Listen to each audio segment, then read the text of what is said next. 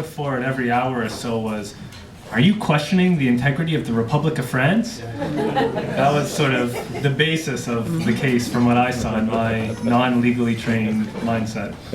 On the other hand, we saw Donald Bayne, who it was really a wonder to behold him just meticulously, brilliantly put together a case that really just poked the serious glaring holes in the entire French and Canadian case against Hassan. It was really a joy to watch, if it wasn't such a sad thing to behold.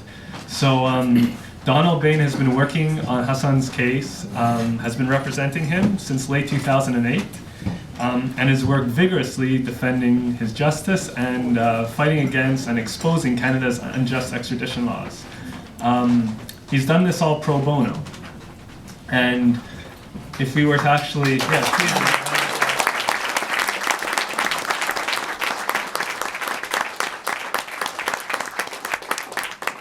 and if you were in court with Don, you know this isn't just some law school graduate who's trying to find some work. Like, this guy's serious business, doing it pro bono, which must have been, who knows, hundreds of thousands of dollars of unpaid labor he did because of the justice of this case.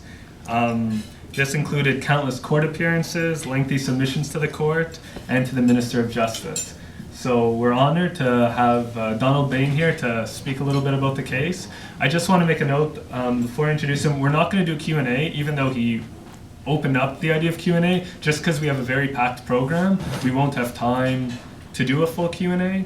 But after, we'll be hearing from Hassan, so I think any of the blanks, any questions you had, will hopefully be answered in that discussion as well. So I'd like for us all to welcome Donald Bayne.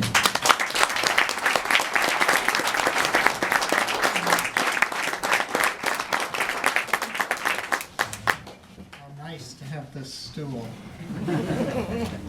Thank you for inviting me. It's really an honor and privilege to be here, and thank you all for coming out in aid of this project. I'll be brief because I know you have a full project, a program tonight. Since late 2008, is that better? Yes. Since late 2008, I'm sure most of you in the room know that life has been very difficult and unfair for Hassan and for Rania. The conditions of release, the terms under which they were imposed, and him having to pay for his own monitoring, it speaks to the Kafkaesque experience they've had for in excess now of 4 years in our country. They've borne this with a grace and a dignity and a patience and a faith in our Canadian justice system that has been tried at times, but I don't think I could have done in their circumstances what they have done. As a criminal lawyer, you know, I've been practicing over 40 years. I've met all kinds of people, and these are people of real quality. So it's been a pleasure to represent them, and they've such a good cause. Let me tell you a little about it. Hassan is a Canadian. I'll condense this. The materials before the court that came from academics and people around the world who've known him, there's not a trace of anti-Semitism in this person. He's a respected, kind, humanist scholar. He was ordered extradited to France by our system to face trial on evidence that he can't possibly know or defend against, and that is unreliable and contrary to the Canadian Constitution. The judge in the Canadian case here during the court proceedings said, based on the material that France had offered, there couldn't possibly be a conviction at a fair trial. If based on fairness and justice, no way this man could or should be convicted on this evidence. So 2 questions arise from that. One, why then order him extradited? And that speaks to the sorry state of the current law of extradition in Canada, which offer, frankly, more obedience to historical, political, and diplomatic ties than to current adherence to justice and the Canadian Constitution.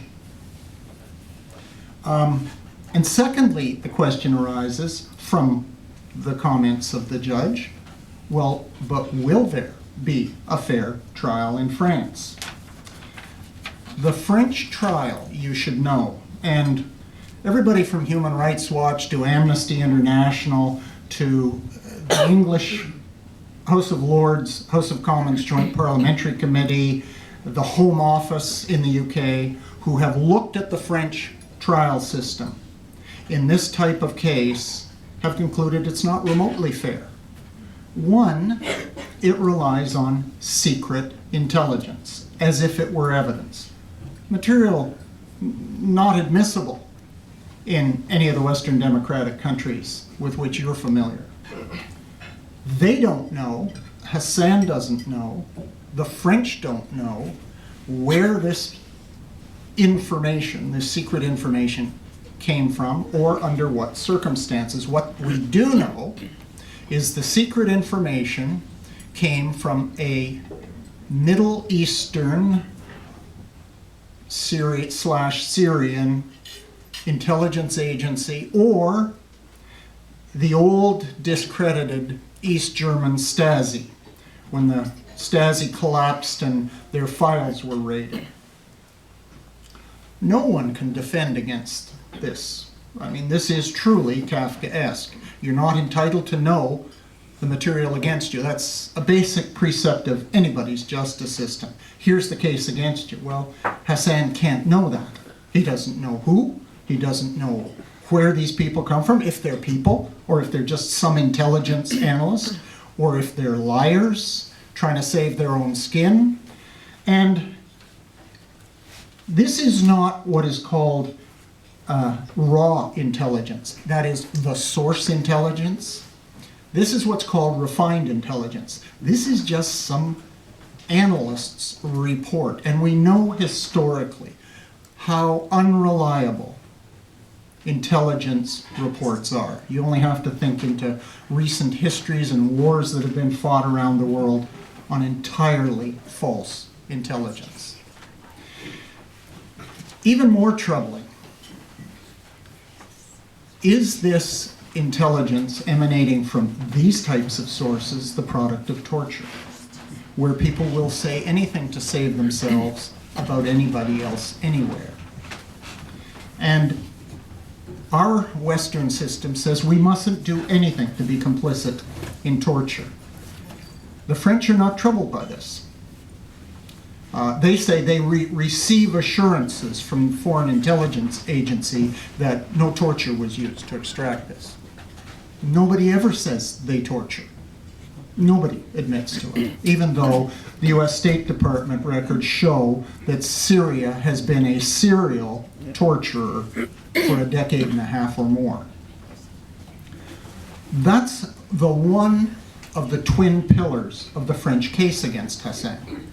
Secret, unknowable intelligence that can't be challenged. The French lawyers that we've hired, respected people and good people, say this case is hopeless in France.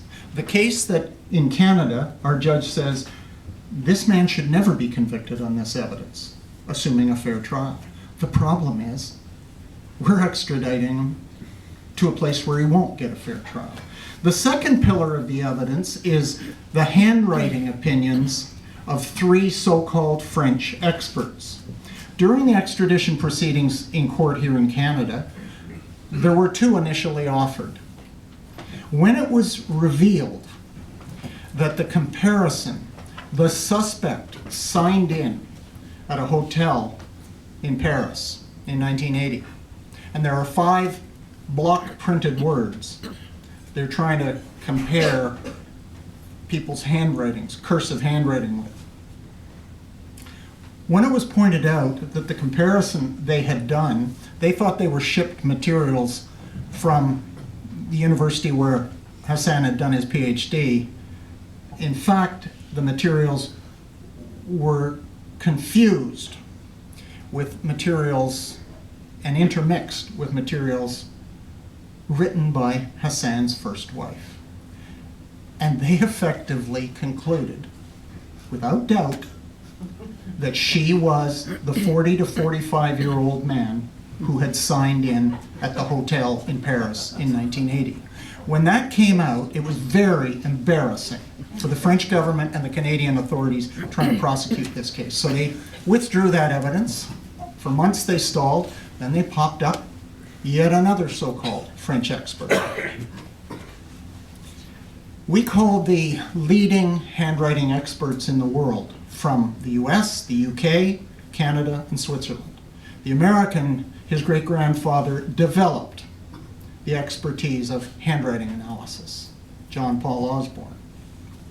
All of them independently came to the same conclusion that this third French expert, nominated by the investigating judge in Paris, who reminds me of Javert going after Hassan's Jean Valjean, quite frankly, who will stop at nothing to get this man. And in France, this is a big political victory if you have political aspirations to be a terrorism prosecutor, one of the 5 in the country. This particular man had nominated this third person, and all the experts from around the world said, but she doesn't even know how to do handwriting analysis. She's used the wrong methodology. Her findings are completely unreliable. And the test in Canada is you cannot extradite people on unreliable evidence.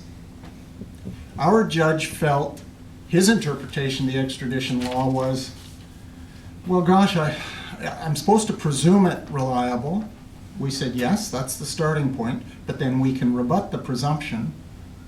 But he was convinced he couldn't consider the expert evidence that we offered.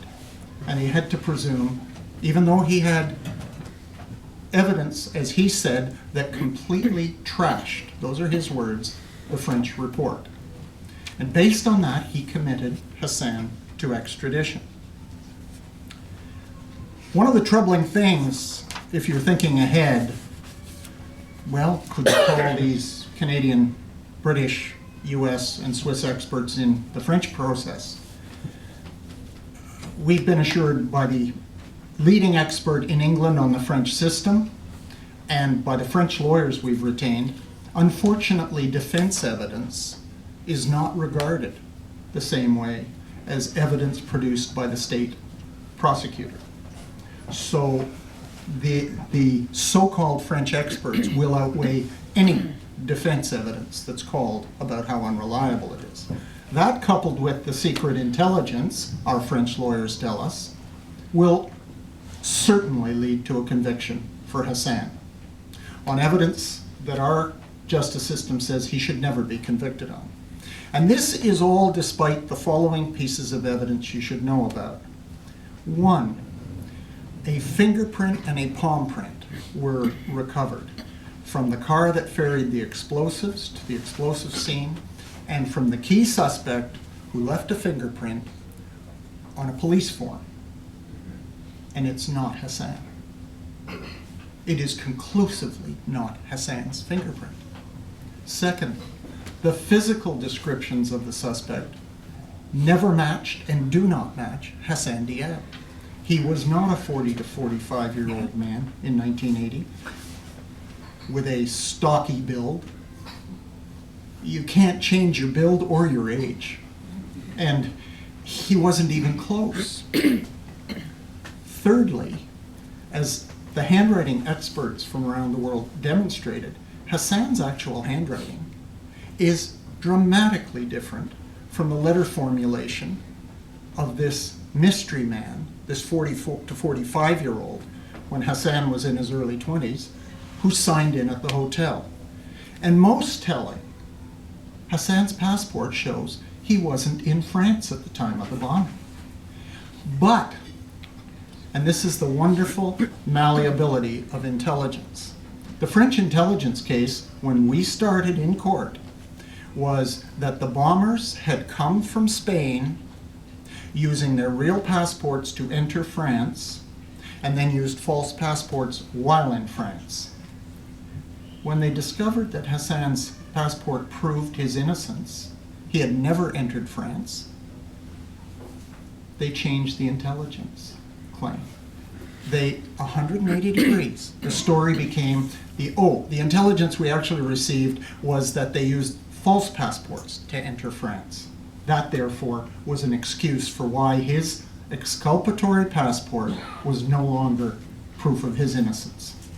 That's the problem with this case. You can claim anything of secret intelligence.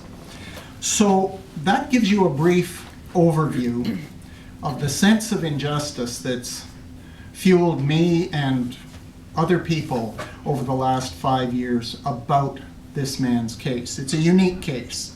We're trying to correct the injustices that have happened here in Canada. We're alive. We have evidence now to the issues and problems of the French system. We're still willing to send him there. The Minister of Justice is aware of all of this, and he's still willing to send him to a trial that may well be based on secret tortured evidence that the defendant can't possibly meet or know. We need help. I'm not asking for help for me personally, but for Hassan and Rania. It's really become both their case. Rania has been an incredible, stalwart ally to Hassan through this. The money, frankly, over the last number of years that everybody's been so helpful in raising to fund this defense, because Hassan can't functionally work with the bail conditions right now, has gone to pay all the experts, their fees, their disbursements. They come from around the world. They do extensive handwriting analysis. We have extensive intelligence experts from all over Canada, university professors, the leading people in Canada. And so it's been a very costly battle. When you're a small, ordinary citizen and you're taking on not one, but two powerful governments in the world, and the one is kowtowing to the other,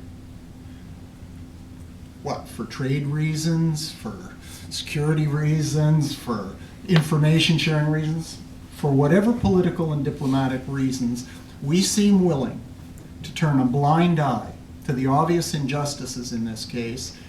The battle's not over. We're going to be arguing this case in the Court of Appeal toward the end of this year. It may well go from there to the Supreme Court of Canada. The battle is long and hard. It's always uphill for the little guy like Hassan, if governments are determined. And every once in a while a case comes along that cries out as a manifest injustice. We're hoping we can find some brave judges on the Court of Appeal who will be willing to stand up to the political and diplomatic pressure that is moving this case forward. Thank you again for all being here, for showing an interest. It does give faith in our system that people care, and we won't give up.